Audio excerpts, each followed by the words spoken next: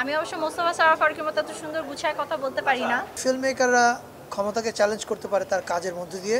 Fascist Hasina ক্ষমতায় থাকলে release হতো কিনা এই প্রশ্ন উত্তরে আমি নিশ্চিত রিলিজ হতো না। দিস দ্য ফার্স্ট টাইম আমার কোনো ফিল্ম আমার প্রোডাকশন মানে নুসরাত ইমরোজ তিশা প্রযোজিত এবং আমাদের সাথে কো প্রডিউসার ইমপ্রেস টেলিফিল্ম আছেন আমার রিলিজ পাচ্ছে। আমার খুবই ভালো লাগছে। সিরিজ এসেছে, ওয়েব সিরিজ এসেছে আমার প্রোডাকশনের, কিন্তু সিনেমা এই ফার্স্ট। ভালো লাগছে, খুবই ভালো লাগছে। এবং আছে না যে আমার অনেক দিনের স্বপ্ন ছিল যে আমি কিছু ভালো কাজের সাথে থাকবো প্রোডিউসার হিসেবে। সো থাকতে পেরে ওই স্বপ্ন পূরণের দিকে মনে হচ্ছে। ফিউচারে যদি এটা খুব ভালো যায়, ফিউচারে আমি আরও সিনেমা বানাতে চাই, সিনেমা উপহার দিতে চাই আপনাদের উদ্দেশ্যে। সো আপনাদের দোয়াই প্রয়োজন আর কি। আমি অবশ্য মোস্তফা সরোয়ার ফারুকের মতো এত সুন্দর গুছায় কথা বলতে পারি না। এক্ষেত্রে আমি মোস্তফা সরোয়ার ফারুকীকে বাহবা দেই, কারণ সে সাহসিকতার সাথে এটা বানাতে পেরেছে বলেই হয়তো বা সাহসিকতার সাথে আমি তার সাথে পাশে থাকতে পেরেছি। ফিল্ম মেকারের তো আসলে সাহস ছাড়া কীভাবে ফিল্ম বানাবে। হ্যাঁ, পরিস্থিতি যখন খারাপ হয় আমরা তো আর ঠিক ওই রকম রাজপথের বিপ্লবী না যে সরাসরি ক্ষমতাকে চ্যালেঞ্জ করতে পারি।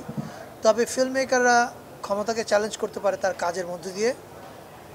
এবং এই কাজটা যেটা ডেমোক্রেসি প্রাইভেট লিমিটেড ওরফে 840, এখানে আমরা ক্ষমতাকে চ্যালেঞ্জ করেছি স্যাটার দিয়ে, বিদ্রুপ দিয়ে। আর বিদ্রুপ তো আপনারা জানেন যে অসীম ক্ষমতাবান যখন স্বৈর শাসক থাকে তাকে টেক ডাউন করার সবচেয়ে বড় অস্ত্র হচ্ছে বিদ্রুপ। সেটা আমরা ব্যবহার করেছি। এখন এটা সত্য কথা যে শুটিং করার সময় প্রতিদিন রাতে ভাবতাম আজকে না বুঝে ফেলে ওরা, আজকে না বুঝে ফেলে আমি কি শ্যুট করছি, কেন করছি। ফ্যাসিস্ট হাসিনা ক্ষমতায় থাকলে রিলিজ হতো কিনা এই প্রশ্ন উত্তরে আমি নিশ্চিত রিলিজ হতো না, কারণ শনিবার বিকেল নিয়ে আমরা দেখেছি কি হয়েছে। কিন্তু সবচেয়ে বড় কথা হচ্ছে এখন ছবিটা দর্শকের কাছে যাচ্ছে। আমি চাই সবাই দেখুক এবং ভালো লাগলে অন্যদেরকে দেখতে বলুক। 420 সিকুয়েল না, তবে এটাকে আমরা বলছি 420 ডাবল আপ। ডাবল আপ এই কারণে যে আপনারা সবাই জানেন গত 15 বছর বাংলাদেশে দেশ পরিচালনার নামে, গণতন্ত্রের নামে কি তামাশাটা হয়েছে।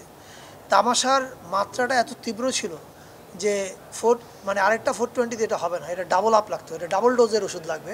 সো 840 হচ্ছে, যেহেতু তামাশার মাত্রা ছিল আমাদের সমাজে এবং রাষ্ট্রে অনেক উঁচুতে, ফলে আমাদেরকে বিদ্রুপের মাত্রাটাও উঁচুতে উঠাতে হয়েছে।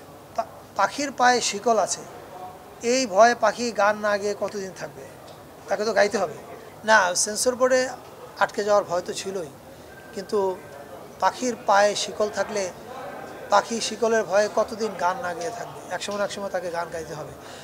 ফলে আমিও ভেবেছি যে লেট মি ট্রাই, আমি যেটা বলতে চাই সেটা বলার চেষ্টা করি।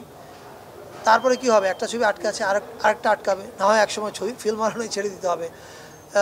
কিন্তু যতক্ষণ ফিল্ম বানানো ছেড়ে দিতে হচ্ছে না ততক্ষণ আমি যেটা বানাতে চাই সেটাই বানানো উচিত। আমি জানি না, আমার ধারণা 840 সেন্সরে আটকানোর সাথে সাথে দেশ ছেড়ে চলে যেতে হতো আমাদের।